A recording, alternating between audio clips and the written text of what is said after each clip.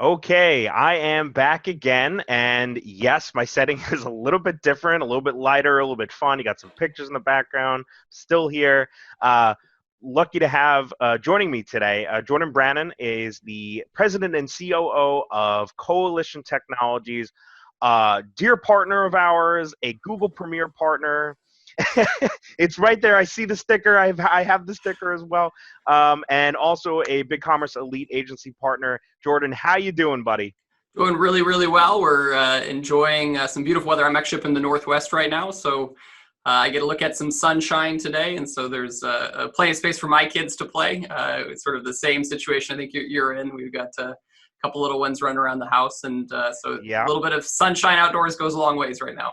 Yes, absolutely, and it was because we've had some crazy weather going on in the U.S. lately, tornadoes. I mean, I hope Yep. everybody, my heart and my every goes out to all the families affected by it. Mm-hmm. Um, but we're having some brighter days now. It's nice and sunny out. I know the kids can get to run out and go in the backyard. My lawn certainly appreciates it. But Jordan, tell me, obviously you're a Coalition Technologies. You're a big multi-service agency.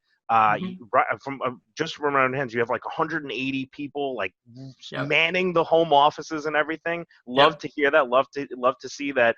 We got partners out there that are really pushing like we are, like many of the partners that we're talking to really pushing during these times to help business owners Yep. make it through this very difficult time. Yep. How are obviously you're doing great, your family's doing great. How's everything going? Like what's going on right now with what you're seeing? Yeah, I think we've been seeing some encouragement. I think in the last couple of weeks, obviously, I think reality has sunk in for a lot of people in terms of what the new outlook and the immediate future looks like for them as an e-commerce business owner or a member of an e-commerce team. And so we're seeing, I think, at least what I find encouraging is that people have sort of gone past that recoil. Yeah, that Like, shock. Yeah. yeah, I don't What do know we do exactly what now? happened. Yeah, it's like that post-concussion grenade scene in a movie where people are sort of wandering around, and Yep. yep, we're past that. And I think people are sort of getting their bearing and sort of realizing that, you know what, you have what's in front of you, and you got to jump in. You've got to start moving forward again. And there is opportunity, personally, professionally, from a business and e-commerce standpoint. There's ways ahead for really all of our clients, even some of the ones who are in some of the most impacted areas. And so I've been really encouraged to see just that community response and seeing people resourcing each other and finding ways to get people back to work. And so I think it's one of the fun things. I've always been a big advocate for small business. I think in times like this, you sort of see some of the big businesses really just struggling to respond in a timely fashion. Small business owners seem like, they're throwing themselves at it and not always knowing exactly where they're throwing themselves, but they're getting after it one way or another. Just So it's doing cool. it, man. Yep. Just and I, it's kind of like that deer in headlights with a lot of the bigger businesses or even the Yep. mid-enterprise style businesses. But Yep. then you have, like, again, your local liquor store that's like, we're not closing. Yep. Hell no. Yep. A sign on the door saying, we understand that this is going on, everything going on, but trust me, we're still here. Yep. Yeah, I mean, innovative stuff happening too. I mean, as people are getting creative about how to tackle what they did before for the last 20 years, and thinking like, well, now I'm going to have to change. I can change, and pulling that out of that rabbit out of their hat quickly. So it's really fun is seeing sort of people jump to that and sort of saying like, hey, we can do something new, even though we've been some kind of out of the rough. box thinking, Yep. Yep. Now, Absolutely. you guys, I mean, you're probably one of the top rated SEO and search engine optimization agencies out there. I mean, bar none that I know of. Mm-hmm. And obviously the SEO is such a buzzword. Search engine optimization is such a, I mean, Google is so many algorithm changes lately. And a lot of, in pretty recently in the past, there's been a lot of like hype and talk about SEO for e-commerce, especially. Yep. Mm-hmm. Category pages, how they're structured, the content on your category page. I could just ramble on about it. Yep. But with your expertise and your team's expertise, obviously there are certain things that are empirical. They're always going to be that way in SEO. But I think that this now is going to have a substantial impact on businesses and what they should be doing, not only now, but moving forward. Like, what kind of insight could you provide? Yeah, I mean, I think this is one of the things that we're seeing that's really sort of been encouraging, is that this is a time where SEO is really shown. If you've invested in it historically and you've done well there, it's really paying a lot of dividends, because it's one of those marketing practices where it sort of is self-fulfilling in some ways. And so for some of our clients, it's been sort of the easiest to manage. It takes something off their plate. But there is still a lot of opportunity today.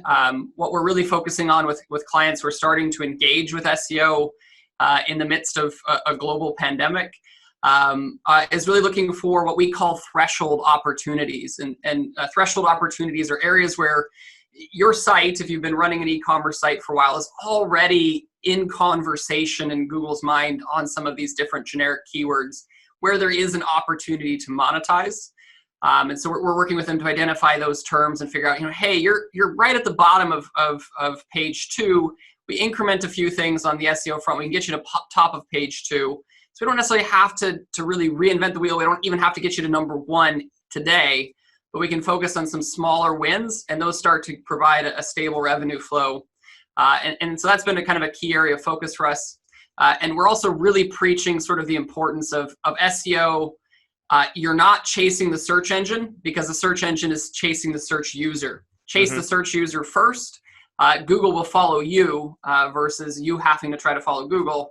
And so all of the sort of winds of change and sort of the cyclic behavior we see with Google in terms of them trying to figure out what search users want. If you're really getting in touch with that consumer who is really using search engines and is relevant to your business, typically you're going to find some good things happen. And so that's sort of a mix of technical SEO, user experience, good content, compelling marketing and sales materials. And outside of that, if you kind of blend those things, you typically are going to be in a pretty good spot from an SEO standpoint. Awesome. Absolutely. I think that e-commerce businesses often, and the business owners often forget how important content marketing actually is to their business, and the different types of content they can leverage more so than others. I would think that right now, if they're not doing video and they're not doing some kind of rich media marketing, they're really missing out on a tremendous opportunity. Yep. Yeah. And one of the things I actually was just looking back at some of the events that I've been speaking at earlier in the year before travel was derailed. But one of the topics that I'd presented was, look, from an e-commerce perspective, we've got to learn to let go of the production value and get really committed to casual short form video as kind of what's coming in terms of e-commerce marketing. At the time, I was pointing to things like Instagram stories and TikTok, even sort of Facebook Live, as sort of these areas where you see some brands having enormous incentives in terms of just their ability to transact and drive revenue from those sort of almost very informal. We have a client who basically took their clerks, their cashiers at their boutique, and just put them on the store TikTok account. Now they are averaging something like 2 million views per video. Wow. Generating tens of thousands of dollars of revenue, and it's not professionally produced. There's not this big emphasis on branding. It's just teenage girls, early 20s girls who are having fun on TikTok, creating content they would love, highlighting certain products and things like that from the boutique. And it's super casual, easy to do, and it's really generating money. And that opportunity really is out there for e-commerce brands even today. And especially today, I think probably more so than ever. And so, investing in that now and sort of starting to level up what you're doing. I think your customers are going to be forgiving if you stay true to who you are, have some fun, be a little bit odd. Sometimes it works, right? And so that's really seems to be effective.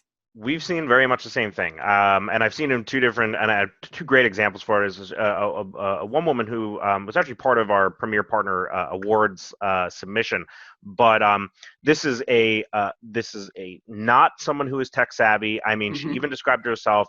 She's completely the internet illiterate, so to speak. She probably still has an AOL email address. Is that Yahoo or something along those lines. It's like a Hotmail. Angelfire.com. Yeah. Oh God, it's painful. But she gets up and she produces her own brand of furniture polish and furniture rejuvenating rejuvenation products. Yep. And she gets up on YouTube and she does her videos and she explains how it works, but she's doing it live at trade shows that she goes to, and she Yep. actually has people walking up to the booth and doing the videos with her, and not for nothing, she gets an incredible following and an experience from it. We also have a gentleman over at Santa Barbara Chocolate, Jason Vishnik. I can't pronounce his last name perfectly, but Jason, he does these, and this speaks to like the production value style of it. But he's got this incredible online presence, and he's talking about cacao beans, and he's going through them, and he's eating like the raw beans, and it's just he's just got this incredible online presence, and they've seen that it has drawn in an incredible experience, and people are so eager just to learn more about something that it doesn't necessarily have to sell product, but they're getting people interested in their brand and interested in what they're talking about, you know? Yep. Yeah, and I think that's one of the things we saw happening, kind of driving that trend, was 2018, 2019 were really sort of the year of user-generated content, right? You know, you had to cram in the reviews, had to cram in the video testimonials. The problem was it just got so processed and so manufactured that started to lose value, and people started to sort of look at your reviews and read the reviews and feel like, this doesn't feel real, it doesn't sound real. Yes. Like, I mean, honestly, like, how many of the products have you purchased in the past year that have been a solid 5 stars with not a single thing you would have changed differently? Right. And so these sort of authentic, short form, casual, relaxed pieces of content coming from brands, even if, again, they sometimes maybe reflect things that from a marketing standpoint, you might wince a little bit and be like, oh, well, maybe we wouldn't want to have said that in the video. Really, it doesn't matter, because it really just makes things a lot more real than even what, you know, a lot of 5-star reviews can do. And it seems to be helping our clients with conversion, new audience acquisition, increasing lifetime value from customers, because they want to come back. They may not need to buy your product again for another 3 months, but they want to come back and see you make a fool of yourself on TikTok and or wherever that is. And so there's really great engagement opportunities that we're seeing there. Why not? It's the human to human interaction. You know what I mean? It's behind walls of computer screens and software and applications and everything, but there's it winds up being connecting people with people, and that's really what drives the experience all the way through. And you said lifetime value, because I can't say this enough, and I get like really like, you know, e-commerce business, it's probably the one metric, it's the KPI that e-commerce businesses just go it's gone. It's not even, you know, we're here, it's like all the way over here, you know. It's beyond. I shouldn't have moved so much. That's all right. That's right. Yikes. Hold on to there. Yep. No, it's one of those ones where I certainly agree. I mean, like it's one of the things that we're really emphasizing right now in the midst of COVID-19. There's a couple of projects that you can tackle, and you don't even really need new customer acquisition to be able to do. And one of those ways is looking at building lifetime customer value and sort of really kind of creating incremental additional orders, sizing up your orders. And that can be done right now. So we've talked to customers of ours about sourcing. Maybe your primary warehouse location's locked out. Maybe you ship out of the back of a boutique someplace in you know, the U.S. South or the Northeast, and so you can't even go in to get orders fulfilled. And so sourcing in some new products where it's drop ship, maybe it's straight to customers, and then kind of thinking about that as sort of like, how do I kind of create this cycle of purchasing behavior where my customer lifetime value is increasing? That's a great place to be. And it's a great place to put your time, because you don't have any downside. And frankly, there's just a lot of extra time that your customers have right now to be shopping. And so that's just a really fantastic point of focus. And we've been talking to a lot of our merchants about that, sort of looking at like, hey, let's dial in on this metric, new customer acquisition. Maybe you don't want to be as heavily invested in sort of that top of funnel. Let's look at building out and really making some of your existing marketing campaigns work for that mid and lower portion of the funnel or post-purchase funnel, and kind of building that up again. So it's a great point. I mean, early on, you know, it was, and you saw it. I know everybody saw the advertising. I mean, it's all over in the news. The advertising industry is seeing it. Like just ad spend and the direct click market is just it's down, or it hit a shock point, and it seems to be slowly coming back up. But what the theme of it though really came down to, when that hit, I started really pushing hard on telling people that they need to start investing more on remarketing and Yep. remarketing style efforts, more email marketing, more so than ever before, obviously, Yep. but going in and using your Facebook audiences and your Google audiences and adapting those to other portions of your marketing campaigns. Yep.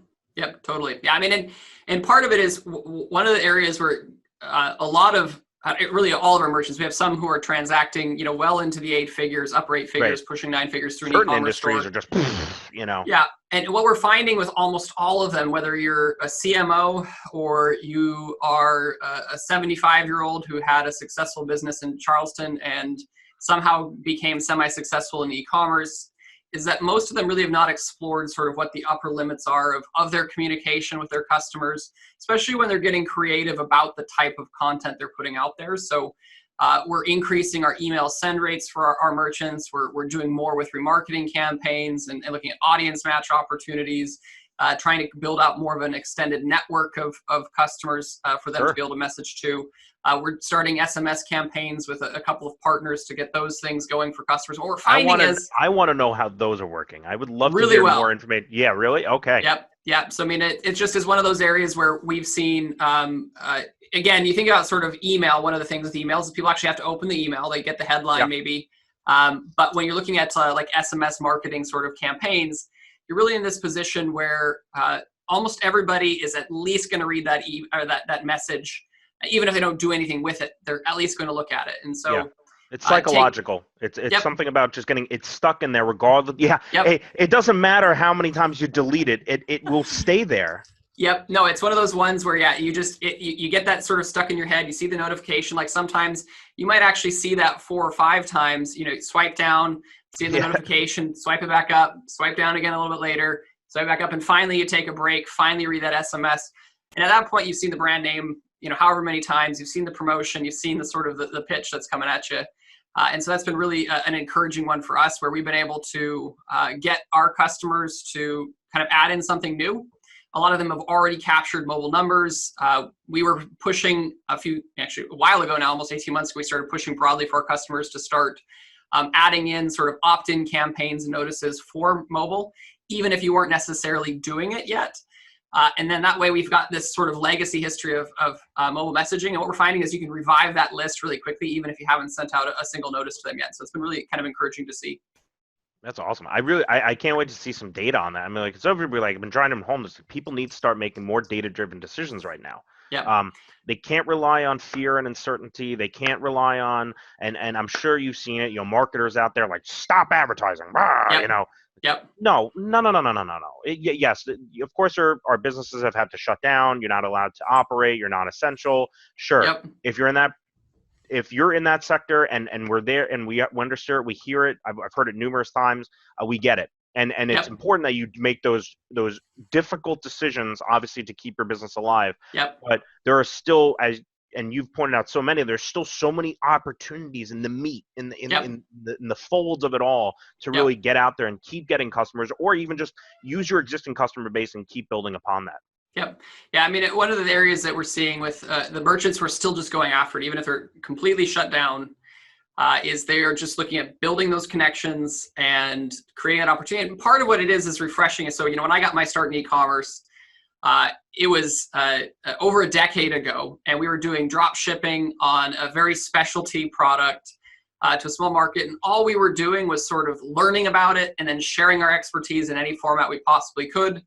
And that was how we sort of built our first e-commerce business. And then, we started getting into the e-commerce platform evaluation, comparison, looking at special use cases for it and creating that content and sharing our expertise. And then that's how we became one of the biggest agencies in the US. And, from again, that small to mid-sized e-commerce standpoint. And so a lot of our customers are finding that same thing. I got into fashion e-commerce because I love to buy clothes. People love my style, and I love to share that. And so they're kind of coming back to this source of truth and finding that still works. And all of the sort of polish and layers they added in the meantime aren't necessary. They can be helpful. They can help build that value. They can help find creative ways to reach your customers in a new way. A lot of it just comes back to sort of telling that story about who you are, why people would want to buy from you. And there's plenty of time to be doing that right now. So yeah, it's a big part of what we're seeing drive success. Unique value prop, humanization, and personalization. Yep. Absolutely. Yep. So beyond all this, like, how is your team doing? I know, it wasn't a massive transition for us. I couldn't imagine it being that too crazy of a transition. And I know a lot of agencies and marketing companies, it was just kind of take a beat. This is normal. It is what it is. But you want to know what? It's still a drastic change for many people. Yeah. Yeah. There's a certain part of me when I pull my head out of what we're doing for our clients and for our team. And you kind of do want to, oh boy, this is big, you sort of you got to get a little bit of a gut check and you see some nerves attached to that. But I think we're in sort of a unique position. So we're if we include sort of some of our part-time team members, we're pushing a little over 200 people. Wow. And really there is some things that I think we've been fortunate enough to be in. So our first 2 to 3 years, we really focused on getting everybody into our offices in Los Angeles. We sort of realized, hey, man, we're really not finding enough dedicated, experienced, or enthusiastic people to really work in e-commerce marketing.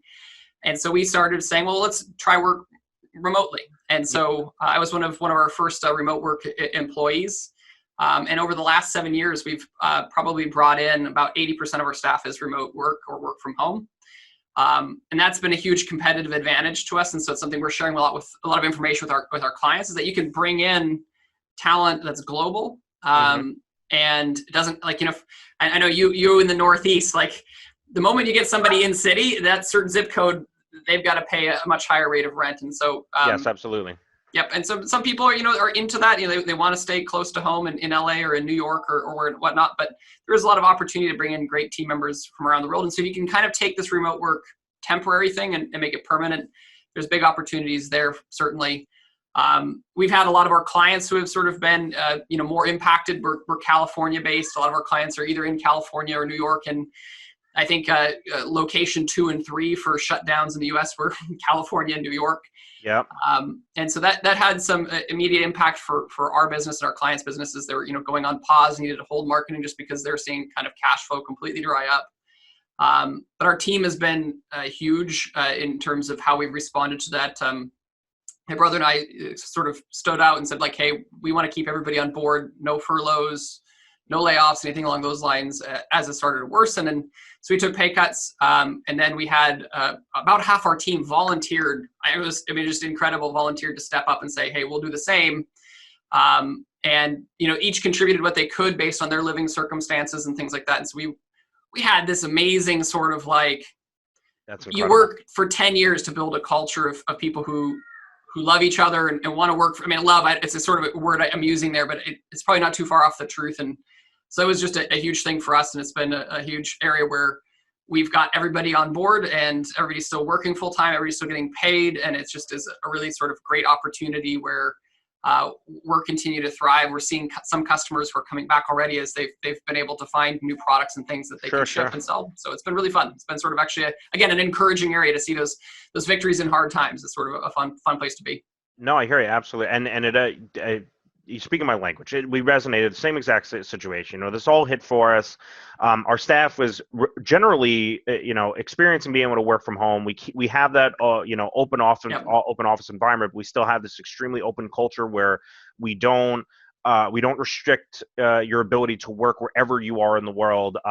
We have our own. We have our own in-house engineering staff and everything, and a good portion of them are still remote. Even our CTO is out in Wenatchee, a little outside of Seattle. Yep. No. It certainly wasn't a stretch for us, but I'm so happy to hear that the culture has still remained very much the same. That fiber of all our being hasn't changed much at all. Yep. Certainly didn't change for us here. And that was a constant conversation between our executive staff and our management staff was we don't want to turn the lights off. We don't want to lay people off. We don't want to let people, we can't. It's not the time to be doing that. Yep. In some cases, obviously there are many business owners have had to face those extremely difficult situations. The restaurant industry, I came from a background in restaurant and hospitality, opened and closed many restaurants. I can only feel for them and so much. Sure. I don't know what's going to happen for them, but it's certainly all this is going to change everything, I think, moving forward. And it remains to be seen what those changes are really going to be like. Yeah. I mean, I think there were some trends, that we saw before. So we have some clients who do, franchise, restaurant, Hmm. fast casual sort of locations. Sure, of course. And even with just like the DoorDash and Uber Eats sort of thing, they were shifting more and more of their footprint towards being able to create to-go orders and more of their staffing towards that way. And that may be a sort of a change. Up here in Seattle, we've got Canlis, which is a world-renowned restaurant, fine dining establishment that's doing drive-throughs. Basically, they may have a Michelin star, but I know they've won a lot of James Beard awards if anybody's a foodie, and best restaurant awards and things like that. And so they've kind of become a drive-through.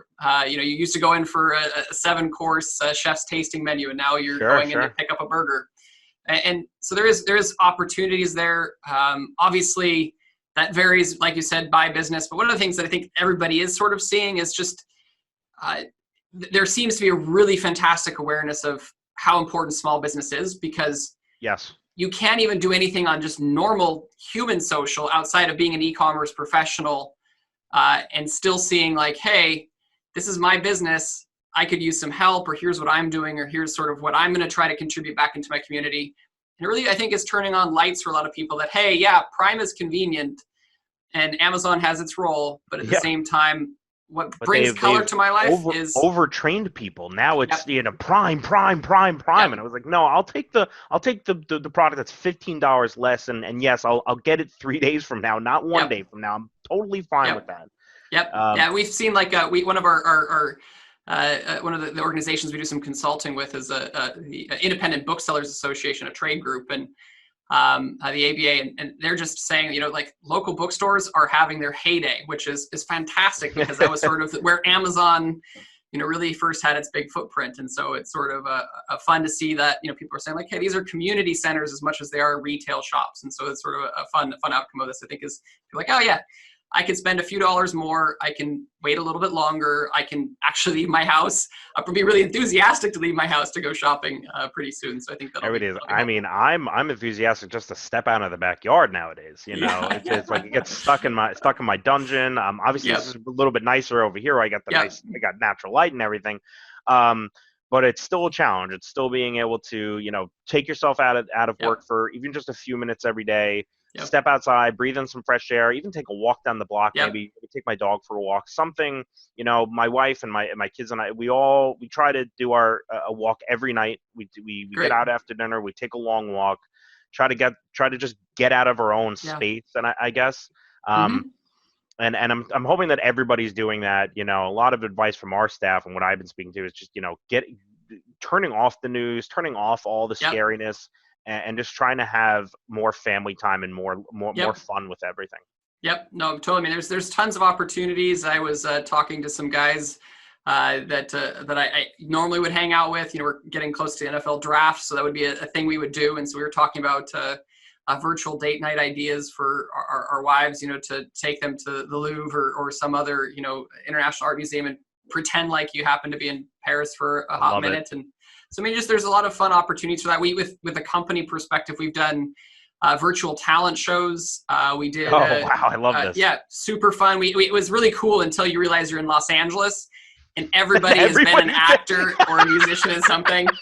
So we had a guy who actually I think was platinum and it had, as a teenager, he was sort of in a boy band and had gone platinum. And so his submission was like the actual music video that was, on MTV or whatnot. So it was sort of unfair. You're kind of like, here's me learning to play the guitar. And then, and so those things have been fun. We did I think 2 weeks ago, we did a bring your someone or something to work day. And so we had a big company-wide Zoom hangout like this where we had people showing off pets and their kids or their spouse, their partner, friends, parents, siblings. And so just telling a little bit of a life story, short videos, and it was great. It was just sort of a fun, like you said, shut off what's happening outside in the artificial world that the news creates and really bring it home to what is the real world of the people you have relationships and contacts with. And it's been fun. Anytime we do that, it it's sort of like this invigorating breath of fresh air. So it's been really forget great. About that is the ultimate advice. And Brandon being a COO and president, myself being a chief marketing officer, CMO here, strip all that away and we're just two guys sitting in our houses dealing with the same nonsense that Yep. everybody else is dealing with, you know. Yep. Um, Yep. but Jordan, thank you so much for joining me here today. I mean, we not only did we get to share an incredible insight, you gave me a lot of, and I'm sure all our audience perspective on things that I Yeah. haven't gotten to discuss with yet. It's mostly been about advertising, but you've really kind of delved into some things, and we've been able to work off of that and get into some more of the Yep. nitty gritty that I think is often not spoken of enough. Yep. In the e-commerce industry. But again, thank you so much for joining Yep. me here today. Everybody, always happy to have you joining us wherever you are in the world, wherever you're watching us. Jordan over at Coalition Technologies, powerhouse, the top SEO and digital marketing companies in the entire United States, and probably world, in my opinion, my friend. Yep, we're up there.